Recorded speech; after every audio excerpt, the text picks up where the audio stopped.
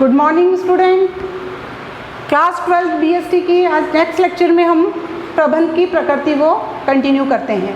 बच्चों, हमने प्रबंध की प्रकृति के 2 पॉइंट्स समझ चुके थे, बहुविधा और प्रबंध कला और विज्ञान है। आज हम तीसरा पॉइंट प्रबंध पेशे के रूप में आज हम पढ़ेंगे। पेशा प्रबंध पेशे के रूप में है या नहीं, इसको हम डिस्कस करने जा रहे हैं आज। सबसे पहले प्रबंध को आज पूरी तरह विश्व ने पेशे के रूप में अपनाना शुरू कर दिया है।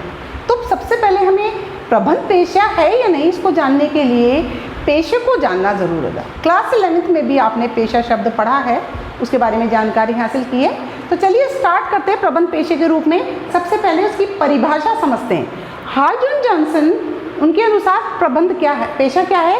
पेशा एक धंधा है, एक धंधा है, एक प्रोफेशन है जिसके लिए एक विशिष्ट ज्ञान की आवश्यकता होती है और उसे समाज ने उच्च स्तर पर सेवा की भावना से उसे अपनाया जाता है। प्रबंध क्या बताया? एक धंधा।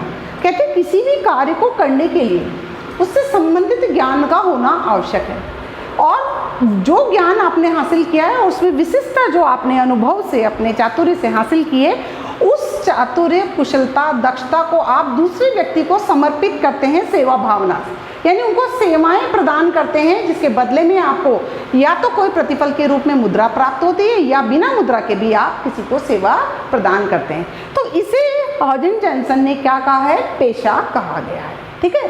अब आता है कि पेशे की जो विशेषताएं हैं, क्या वह विशेषताएं प्रबंध में भी पाई जाती हैं?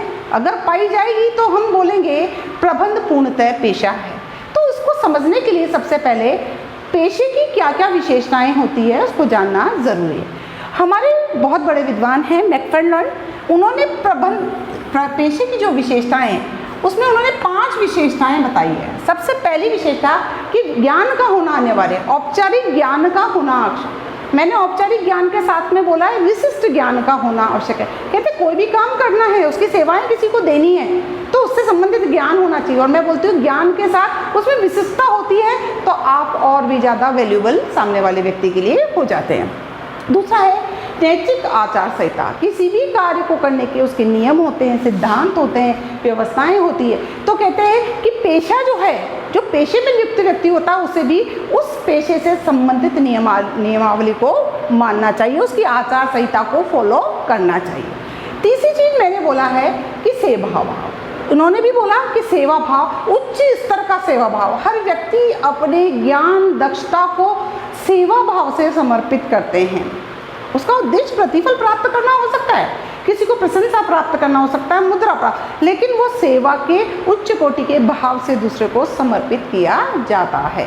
तो प्रबंध की विशेषताओं को हम पॉइंट्स में डिस्कस करते हैं। सबसे पहली विशेषता है ज्ञान की विशिष्ट शाखा है। पेशा क्या है? ज्ञान की एक विशिष्ट शाखा है जिसका अध्ययन किया जाता है, जिसको समझा जाता है, जिसको अनुभव व्यवहारिकता में प्रैक्टिकली करके समर्थ बना जाता है। तो ज्ञान की एक विशिष्ट शाखा है, जैसे फिजिक्स, केमिस्ट्री, बायोलॉजी, मैथ, ये ज्ञान की एक विशिष्ट शाखाएं हैं जिसका विद्यार्थी अध्ययन करते हैं तो कहते हैं कि ये अध्ययन कर रहा है इसका। इसी प्रकार प्रबंध के संदर्भ में देखें तो प्रबंध भी ज्ञान की क्या है? विशिष्ट शाखा है। इसका भी अपने किताबें हैं, साहित्य है जिसका अध्ययन करके, जिसको व्यवहारिकता में अपनाकर हम अपने आप में दक्षता हासिल करते हैं। तो पहली विशेषता प्रबंध के संदर्भ में कहेंगे कि प्रबंध क्या है? पेशे के रूप में देखा जा सकता है। दूसरी विशेषता ज्ञान प्राप्ति की औपचारिक व्यवस्थाएं। हर चीज़ की ज्ञान को हासिल करने के लिए फॉर्मल आपने व्यवस्थाएं की है। जैसे LLB करते हैं लॉ के स्टूडेंट, CA की पढ़ाई करने वाले CA करते हैं जो ऑडिट करते हैं, मेडिकल के स्टूडेंट MBBS करते हैं। एग्जैक्टली प्रबंध की भी ज्ञान की औपचारिक व्यवस्था है। आजकल व्यक्ति जो प्रबंध के क्षेत्र में ज्ञान हासिल करना चाहता है वो BBA, MBA, bachelor in business administration, master in business administration, इनकी औपचारिक व्यवस्थाएं की गई है प्रबंध के ज्ञान की, जिसके माध्यम से वो ज्ञान अर्जित करते हैं। तो दूसरी पेशे की विशेषता भी प्रबंध के संदर्भ में पूरी तरह सही है। हम प्रबंध को क्या कह सकते हैं? पेशा कह सकते हैं। तीसरी विशेषता है प्रतिनिधि संस्था, यानी किसी भी विशिष्ट ज्ञान को हासिल करने के लिए उसकी विशिष्ट संस्थाएं हैं। बिल्कुल, जैसे बार एसोसिएशन, मेडिकल एसोसिएशन, ये है हमारी चार्टेड अकाउंटेंट ऑफ इंडिया, ये सब प्रतिनिधि संस्था है जो इस विशिष्ट ज्ञान को कराने के लिए बनाई गई है। इसी प्रकार देखा जाए तो प्रबंध के लिए भी एक औपचारिक व्यवस्था की गई है, प्रतिनिधि संस्थान है जिसका नाम मैंने लिखा है AIMA, यानी all India management association, Bharat में भी है, जिसके अंदर जो मैनेजमेंट से संबंधित संस्था हैं। लेकिन इस संस्थान के अंदर हमारे प्रबंध कार्य करने वाले व्यक्तियों के लिए सदस्यता हासिल करना अनिवार्य नहीं है।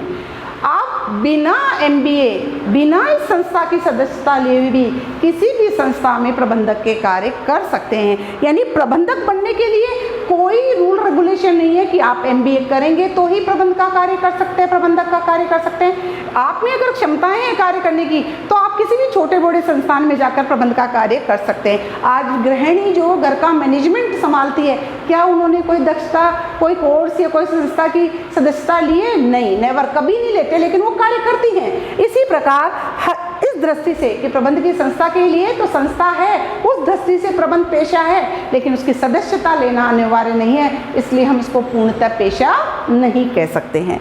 फिर आता है आचार संहिता। अगला पॉइंट क्या है? आचार संहिता। आचार संहिता क्या होती है? किसी भी क्षेत्र में कार्य करते हैं तो वह कुछ नियमों से, कायदों से, सीमाओं से बंधा होता है और कहते हैं उस क्षेत्र में कार्य करने वाले व्यक्तियों को उसे फॉलो करना चाहिए, अन्यथा वे क्या करता है, उसका मिसयूज़ कर सकता है। जैसे मेडिकल एसोसिएशंस हैं हमारी, जो MBA के स्टूडेंट होते हैं, उनका नियम बनाए गए हैं, बार एसोसिएशन में नियम बनाए गए हैं। ऐसे ही हमारे प्रबंध संस्था में भी, ऑल इंडिया मैनेजमेंट एसोसिएशन में भी नियम और कानून बनाए हैं और उसको उसके सदस्य फॉलो करते हैं। हर व्यक्ति जो प्रबंधक के रूप में कार्य करता है उसे उसके नियम और कायदे फॉलो करना अनिवार्य नहीं है, क्योंकि मैनेजमेंट जो है परिवर्तनशील वातावरण में कार्य करता है और प्रबंधक अपने सामने उपस्थिति हुई परिस्थिति के अनुसार अपने नियम, सिद्धांत और कानून स्वयं बनाता है और उसके अनुसार अपनी समस्याओं का समाधान करता है। तो इस दृष्टि से देखा जाए तो प्रबंध पेशा नहीं है। और अंतिम है सेवा भावना। सेवा भावना यानी जो व्यक्ति है जिसके पास विशिष्ट ज्ञान है, अनुभव है, चातुर्य है, वो पूरी सेवा दूसरे को समर्पित, यानी अपनी एफिशिएंसी को दूसरे को समर्पित करता है सेवा भावना से। पूरी उच्च कोटि की सेवा भावना से इसे अपनाया गया है। सेवाएं जिसको चाहिए किसी व्यक्ति की, वो उसे पेशेवर व्यक्ति के रूप में अपने इस कंपनी में, अपनी संस्था में अपॉइंट करता है और सेवाएं प्राप्त करके उसका प्रतिफल उसको रूप में फीस है, किसी वेतन के रूप में है या किसी अन्य रूप में उसे देता है। तो प्रबंध पेशा क्या है? उसमें सेवा भावना का होना अनिवार्य है। तो प्रबंधक भी तो अपनी सेवाएं ही दूसरे को समर्पित करता है उद्देश्य प्राप्ति के लिए। अब प्रतिफल के रूप में वो कुछ भी प्राप्त करता है, लेकिन उसका मुख्य उद्देश्य होता है अपने ज्ञान, चातुर्य, अपने अनुभव को दूसरों की सेवाओं में समर्पित करना। तो इस दृष्टि से देखा जाए तो प्रबंध क्या है? पूरी तरह पेशा है। तो हमने ये सब विशेषताएं देखी, तो हम ये तो नहीं कह सकते कि प्रबंध पूरी तरह पेशा है, लेकिन हाँ, पेशे के रूप में बहुत शीघ्रता से अग्रसित होता जा रहा है। प्रोफेसर रीस जो है, उन्होंने बोला कि प्रबंध पूर्णतः पेशा नहीं है, लेकिन भावी पेशे के रूप में, किसके रूप में? भावी पेशे के रूप में ये अग्रसित होता जा रहा है। तो इसे हम पूर्णतः पेशा न करके क्या कहेंगे? भावी पेशा कहेंगे। तो बच्चों, आज का ये टॉपिक हमें यहीं ख़त्म करती हूँ। आप सभी को नोट्स में इसको लिखना है। प्रश्न है आज का, प्रबंध पेशे के रूप में है अथवा नहीं, स्पष्ट कीजिए। Thank you very much.